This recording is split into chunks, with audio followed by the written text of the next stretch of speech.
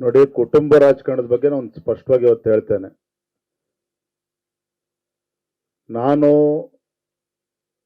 ಹಿಂದೆ ವರ್ಣಾ ವಿಧಾನಸಭಾ ಕ್ಷೇತ್ರದ ಚುನಾವಣೆ ರಾಜ್ಯದ ಅಸೆಂಬ್ಲಿ ಚುನಾವಣೆ ವರ್ಣಾ ಕ್ಷೇತ್ರ ಪ್ರಯತ್ನ ಮಾಡಿದೆ. ಅದು ಪರಿಣಾಮ ಏನಾಯ್ತು ನಿಮಗೆ ಗೊತ್ತಿದೆ. ಕೇಂದ್ರದ ವರಿಷ್ಠರು ಅದೇ ಕಾರಣಕ್ಕೂ ಕೊಡಲ್ಲ, ವಿಜೇಂದ್ರಗೆ ಅವಕಾಶ ಕೊಡಲ್ಲ ಅಂತ ನಿರ್ಧಾರವನ್ನು ಕೈಗೊಂಡ್ರು.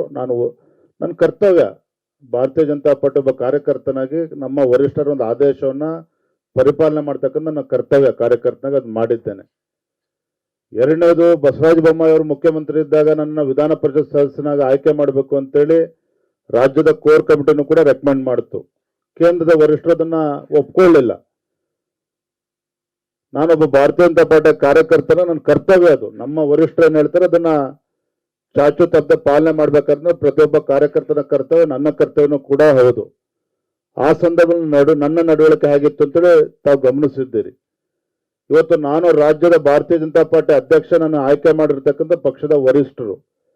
ಆ ಸಂದರ್ಭದಲ್ಲಿ ನಮ್ಮ ರಾಷ್ಟ್ರೀಯ ಅಧ್ಯಕ್ಷ ನಡ್ಡಾಜಿ ಅವರು ಏನ್ ಟ್ವೀಟ್ ಮಾಡಿದ್ದಾರೆ ತಾವು ಒಂದ್ಸಲ ಗಮನಿಸಿ. ಅದನ್ನ ವಿಜೇಂದ್ರನ ಯಾಕೆ ಪಕ್ಷದ ಅಧ್ಯಕ್ಷನಾಗಿ ಆಯ್ಕೆ ಮಾಡಿದ್ದೇವೆ ಅಂದ್ರೆ ನಮ್ಮ ರಾಷ್ಟ್ರೀಯ ಅಧ್ಯಕ್ಷರು ಅದನ್ನ ಹೇಳಿಕೆಯನ್ನ ನೀಡಿದ್ದಾರೆ.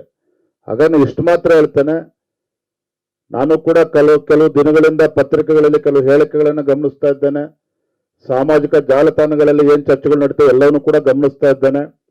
ನನ್ನ ಯಾವುದೋ ಒಂದು ತೀರ್ಮಾನ ಅಥವಾ ನನ್ನ ಒಬ್ಬನ ತೀರ್ಮಾನ ಅಲ್ಲ, ಪಕ್ಷದ ವರಿಷ್ಠರ ತೀರ್ಮಾನ.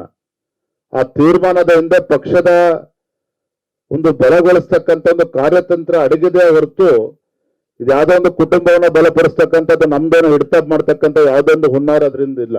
ಸ್ಪಷ್ಟವಾಗಿ ಹೇಳ್ತೇನೆ ಇದನ್ನ ಹೇಳೋದಕ್ಕೆ ನಂಗೆ ಸಂಕೋಚನೂ ಕೂಡ ಇಲ್ಲ. ಯಾಕೆ ಹಲವಾರು ವಿಚಾರಗಳನ್ನು ನಾನು ಗಮನಿಸಿದ್ದೇನೆ. ನಾವು ಏನು ಗುರಿಯನ್ನು ಇಟ್ಕೊಂಡು ಸಾಗ್ತಾ ಇದ್ದೇವೆ, ಚುನಾವಣಾ ಫಲಿತಾಂಶ ಬಂದ್ಮೇಲೆ ನಿಮ್ಗೆ ಗೊತ್ತಾಗ್ತದೆ. ಯಾವುದೇ ಒಂದು ಕ್ಷೇತ್ರದಲ್ಲಿ ಕಾಂಗ್ರೆಸ್ ಪಕ್ಷ ಲೀಡ್ ಬರೋದಕ್ಕೆ ಸಾಧ್ಯ ಇಲ್ಲ. ಆ ರೀತಿ ವಾತಾವರಣ ನಿರ್ಮಾಣ ಆಗಿದೆ. ಅದಕ್ಕೆ ಕಾರಣ ನರೇಂದ್ರ ಮೋದಿಜಿಯವರ ಜನಪ್ರಿಯತೆ. ನರೇಂದ್ರ ಮೋದಿಜಿಯವರ ಜನಪ್ರಿಯತೆಯನ್ನ ಮತವನ್ನಾಗಿ ಪರಿವರ್ತನೆ ಮಾಡ್ತಕ್ಕಂಥ ಕರ್ತವ್ಯ ಪ್ರತಿಯೊಬ್ಬ ಕಾರ್ಯಕರ್ತರು ಸಹ ಇದೆ, ನನ್ನನ್ನು ಸೇರಿ. ಅದನ್ನ ನಾವು ಯಶಸ್ವಿಯಾಗಿ ಮಾಡ್ತೇವೆ. ಯಡಿಯೂರಪ್ಪನವರು ಅವ್ರ ಕರ್ತವ್ಯ ಅವ್ರು ಮಾಡಿದ್ದಾರೆ. ರಾಜ್ಯದ ಅಧ್ಯಕ್ಷನಾಗಿ ಎಲ್ಲರನ್ನೂ ಹ್ಯಾಕ್ ತೊಡಗಿಸ್ಕೋಬೇಕು ನನ್ನ ಕರ್ತವ್ಯ, ಅದನ್ನ ಮಾಡ್ತೇನೆ ಯಶಸ್ವಿಯಾಗಿ.